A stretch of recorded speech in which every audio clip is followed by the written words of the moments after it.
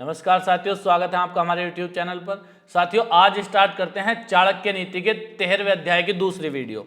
और साथियों, पहले श्लोक में आचार्य जी ने मोक्ष का मार्ग बताया है और कहा है बुराइयों में मन लगाना ही बंधन है। यानी बंधन क्या है? बुराइयों में मन लगाना ही बंधन है और इनसे मन को हटा लेना ही मोक्ष का मार्ग दिखाता है। इस प्रकार यह मन ही बंधन या मोक्ष को देने वाला है। तो इस श्लोक में साथियों आचार्य जी ने मन को बताया है कि मन ही तुम्हें मोक्ष दिला सकता है और मन ही तुम्हें मोक्ष से भटका सकता है। कहते हैं जाकी रही भावना जैसी प्रभु मूरत देखी तिन तैसी। तो साथियों, भावना यानी कि मन, ये ही मेन इंपॉर्टेंट है और यही मेन किरदार अदा करता है कि तुम क्या करने वाले हो। अच्छे कर्म करोगे, बुरे कर्म करोगे, हमारे मन पर निर्धारित करता है कि आपके मन में क्या चल रहा है। अगले श्लोक में साथियों आचार्य जी ने बताया है परमात्मा का ज्ञान हो जाने पर देह का अभिमान गल जाता है। यानी कि देह का अभिमान खत्म हो जाता है जब परमात्मा का ज्ञान हो जाता है। तब मन जहां भी जाता है उसे वहीं समाधि लग जाती है। उसके बाद जब देह का अभिमान खत्म हो जाए, परमात्मा में मन लग जाए, फिर इंसान जहां भी जाएगा वहीं समाधि यानी भगवान में लीन रहेगा बहुत समय। अगले श्लोक में बताया साथियों सुख और दुख। कहा है मन के चाहे सारे सुख किसे मिले हैं, क्योंकि सब कुछ भाग्य के अधीन है, अतः संतोष करना चाहिए। आचार्य जी ने बताया है जो हर कोई मन में चाहता है, हर किसी के कुछ सपने होते हैं, मुझे ये मिले, मुझे ये सुख मिले, मैं ये पाना चाहता हूँ, ये करना चाहता हूँ। लेकिन मन के चाहे के हर काम तो नहीं होते ना। कुछ भगवान के भरोसे भी आदमी को छोड़ देना चाहिए। कर्म करते रहो, इसे पाने की कोशिश करो, उसे पाने की कोशिश करो, लेकिन अगर ना मिले तो बहुत परेशान नहीं होना चाहिए कि भाई हमने तो बहुत कोशिश करी नहीं मिला। कर्म करना इंसान के हाथ में है, उसका फल कैसा मिलना है कैसा नहीं ये ऊपर वाला निर्धारित करता है।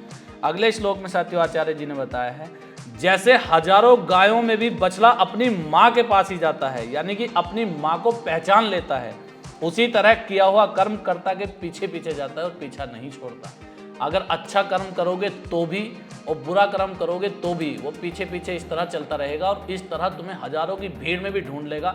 जैसे कि हजारों गायों के बीच बछड़ा अपनी माँ को ढूंढ लेता है, ठीक उसी प्रकार कर्म का जब फल आता है वो ऐसे भी आप चाहे उस समय कैसी भी स्थिति कैसी भी परिस्थिति में हो, लेकिन जो पहले कर्म आप करके आए हो वो उस समय आपको वहीं ढूंढ लेगा और उसका फल आपको मिलकर ही रहेगा। अगले श्लोक में साथियों आचार्य जी ने बताया है जिसका चित्त स्थिर नहीं होता उस व्यक्ति को न तो लोगों के बीच में सुख मिलता है और न ही वन में सुख मिलता है। लोगों के बीच में रहने से उनका साथ उसे जलाता है और वन में रहने पर उसे अकेलापन जलाता है। तो साथियों आचार्य जी ने बताया है पहले अपने चित्त को स्थिर करो, अपने मन को एकाग्र चित्त करो।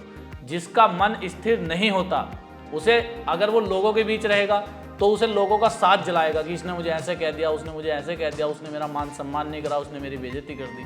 और अगर वो वन में चला गया तपस्या करने, कई बार होते हैं कि भाई अब हमें सब कुछ छोड़ छाड़ के वनों में जाना है, तो अगर वो वन में भी तपस्या करने लगेगा वहां उसे अकेलापन खलेगा, अकेलापन जलाएगा उसे। तो साथियों सबसे पहले अपने मन को स्थिर करने की जरूरत है। अगले श्लोक में आचार्य जी ने बताया है सेवा भाव। और क्या बताया?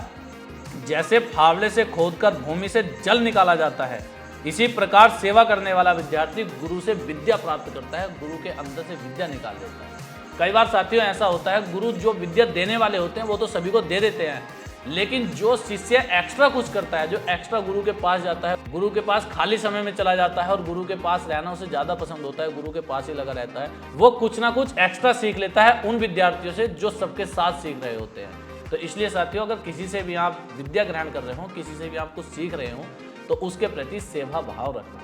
अगले श्लोक में आचार्य जी ने पुनर्जन्म के बारे में बताया है और कहा है यद्यपि मनुष्य को फल कर्म के अनुसार मिलता है और बुद्धि भी कर्म के अधीन होती है, तथापि बुद्धिमान व्यक्ति विचार करके ही काम करते हैं। इसी श्लोक में बताया गया है साथियों, कहते हैं कि फल जो है कर्मों के अनुसार मिलता है और कर्म हमारे बुद्धि के अनुसार होते हैं। जैसे हमारी बुद्धि है, जैसे हमने पुराने जन्म में कर्म किए थे उस तरह हमारी बुद्धि हो जाएगी और ऐसे ही हम कर्म करेंगे।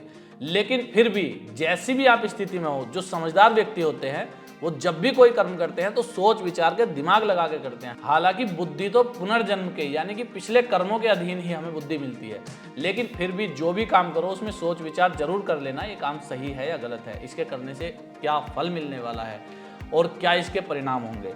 अगले श्लोक में साथियों आचार्य जी ने गुरु की महिमा के बारे में बताया है और कहा है जो एकाक्षर का ज्ञान देने वाले गुरु की वंदना नहीं करता वह 100 बार कुत्ते की योनि में जन्म लेकर फिर चांडाल बनता है।